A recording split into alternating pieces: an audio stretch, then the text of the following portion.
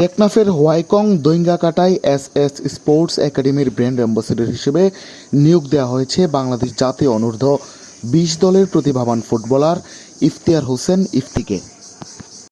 এ উপলক্ষে আয়োজিত এক অনুষ্ঠানে একাডেমির চেয়ারম্যান শহীদুল ইসলাম শহীদের সভাপতিত্বে উপস্থিত ছিলেন সংগঠনের বিভিন্ন পর্যায়ের দায়িত্বশীলরা। এ সময় উপস্থিত ছিলেন কমিটির সাংগঠনিক সম্পাদক নুরুল হক, অর্থ সম্পাদক ইমরানুল হক রানা, অফিস সম্পাদক নাহিদ আমিন সহ একাডেমির অন্যান্য সদস্যবৃন্দ। অনুষ্ঠানে আনুষ্ঠানিকভাবে ব্র্যান্ড অ্যাম্বাসেডর চুক্তিতে স্বাক্ষর করেন ইফতিয়ার হোসেন ইফতি এবং একাডেমির পরিচালনা কমিটির সদস্যরা।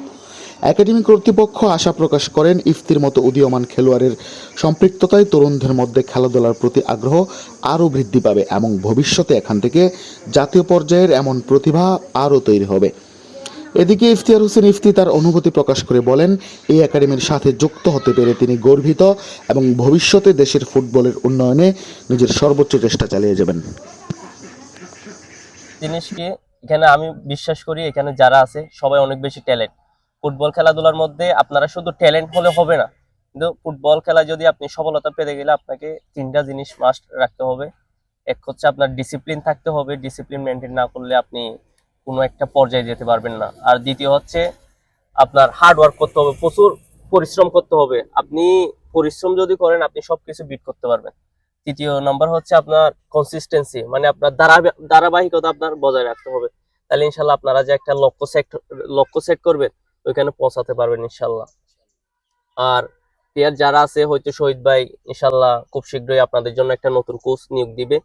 সো আমার প্লেয়ারদের প্রতি একটা রিকোয়েস্ট থাকবে, যারা প্লেয়ার আছো সবাই যেন ওই যে কোচ যেই কথাটা বলবো ওইটা খুব মনোযোগ সহকারে সবাই শুনবেন এবং সবাই পালন করবেন।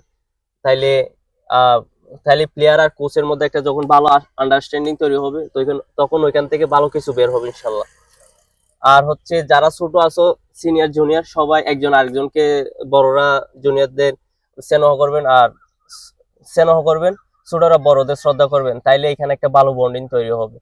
তাইলে ইনশাল্লাহ ভালো একটা কিছু আশা করা যায়।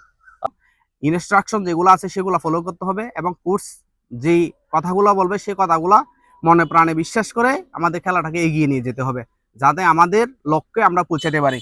আমরা চাচ্ছি আমাদের এলাকা থেকে ইফসির মতো জাতীয় দলে আমরা যাতে আমাদের এলাকা থেকে একটা অন্তত ছেলে ওখানে গিয়ে আমাদের এলাকাটাকে কি করবে, বিলং করবে।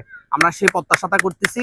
ঠিক সেভাবেই আমাদের মাঠে এসে মাঠটাকে আমাদের এলাকাটাকে আমাদের দেশটাকে মানে ভালো একটা পজিশনে নিয়ে যাওয়ার জন্য আমাদের বিশেষ করে অনুরোধ করব আমাদের এলাকাবাসী যারা অভিভাবক আছেন তারা আমাদের দৈঙ্গাকাটা এস স্পোর্টস একাডেমিতে আপনাদের যারা পড়ালেখা করোয়া স্টুডেন্ট আছে তাদেরকে আপনারা আমাদের একাডেমিতে ভর্তি করাই দেন।